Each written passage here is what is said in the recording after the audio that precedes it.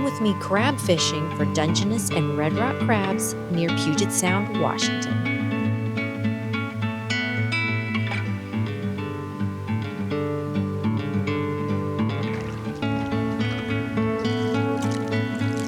I've only recently moved out here to Washington. My first experience with fishing has been crab fishing.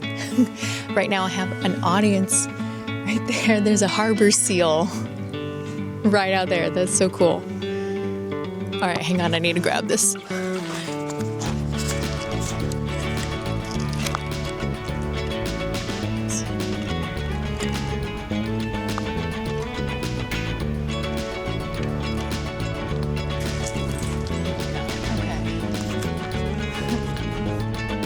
right, that was pretty cool.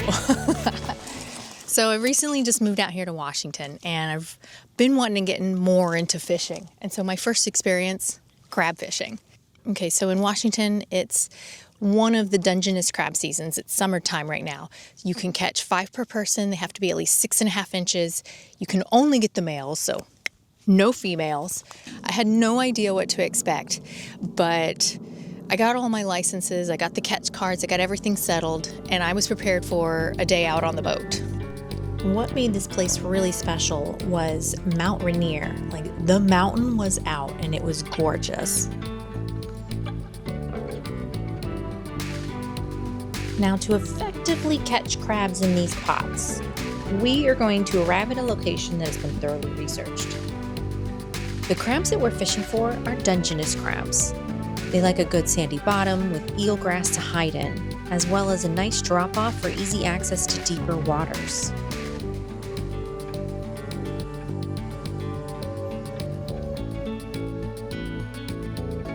Each of these weighted crab traps are baited with fish heads and chicken legs, a delectable meal for these scavenger crabs.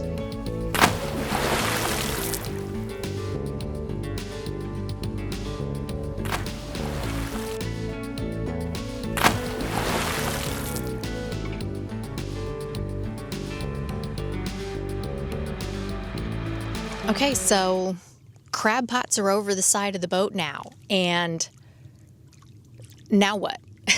Now what? Now we wait an hour and a half to allow the bait to do its job and attract the male Dungeness crabs that are of size, of course, 5 per person, 6.5 inches, no females at all, right? So you're waiting for one particular perfect crab to wander into this trap.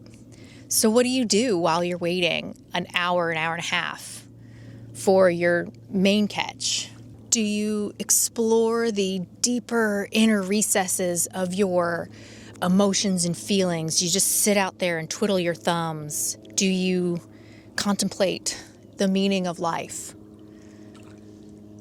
Or do you just rig up another fishing pole and try some more fishing? That sounds a whole lot easier and a whole lot more fun. As we reeled up a crab snare, it came with a spiny dogfish shark, which was very exciting. While we wait for the crab traps to do their job and attract the targeted species, let's learn a little bit more about these animals. The Dungeness crab, native to northeastern Pacific Ocean, ranging from Alaska all the way down to Baja California. They inhabit sandy, muddy seafloors and estuaries, hiding in the eelgrass beds and protected bays. It's named after a spit in Washington where the scientists described the species in 1852.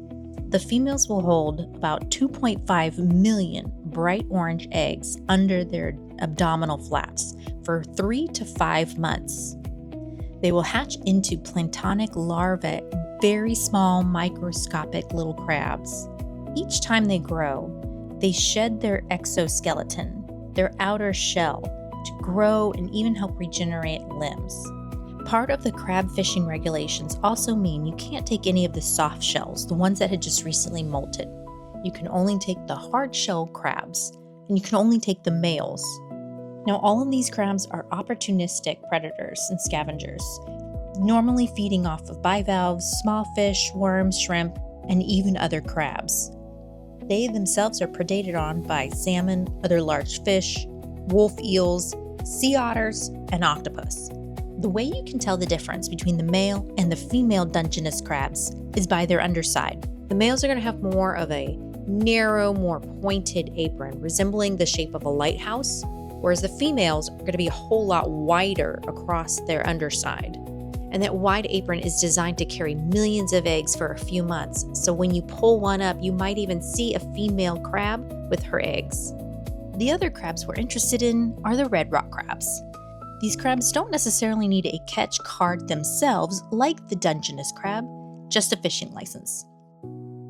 These crabs are natives to the west coast of North America and have a nice deep brick red shell with distinctive black tip claws. The limit for them is 6 per person, a minimum of 5 inches wide. Either sex is available. Of course, you can only keep the hard-shelled ones. I'm going to let this time-lapse video finish out because it's really interesting to see the rest of the sea life that is attracted to this crab pot. The flounder, little hermit crabs on the bottom, and other bait fish that are surrounding and going in and out of this crab pot.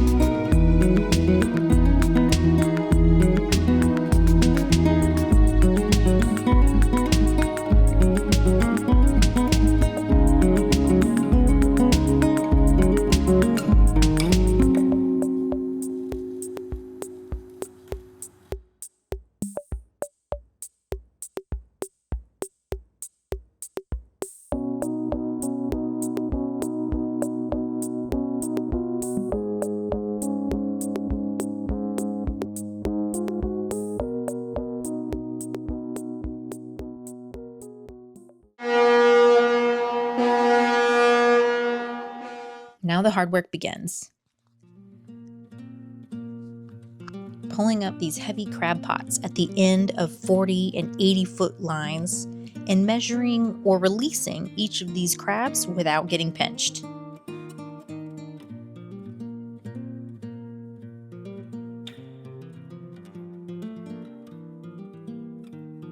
Each time you pull them up, you are weeding through the males and the female Dungeness crabs and the ones that are too small to keep.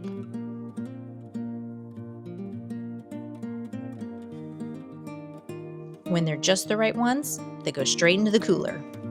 After we've collected all the crab pots back into the boat, we start heading back for the boat dock. But the day's not over yet. Now, crab pot after crab pot, we have sifted through the ones that are too small. We've sifted through the ones that are females, and we've gotten quite a collection built up in our cooler. Nobody hit their limit, but that's okay because all of those crabs are going to go to a delicious crab boil. In fact, a Cajun crab boil. That spice, oh, it's making my mouth water actually just reliving that moment. So getting all these crabs together, getting them ready for a crab boil, and I have to tell you, the best crab boil in my life is when you've gone out and you've worked for it and you've pulled up fresh food out of the water and you come back and you eat it that day. You knew how you caught it, you knew how its life ended, but you're going to appreciate that meal so much more and make sure that none of it is wasted. So while there was a lot of us, there certainly was plenty of food. And so what do you do with the leftovers? So I'm going to make crab cakes from all the ingredients in that crab boil. And it's going to be the first time I'm ever going to do it. So I'm pretty excited to give this a go. Yeah.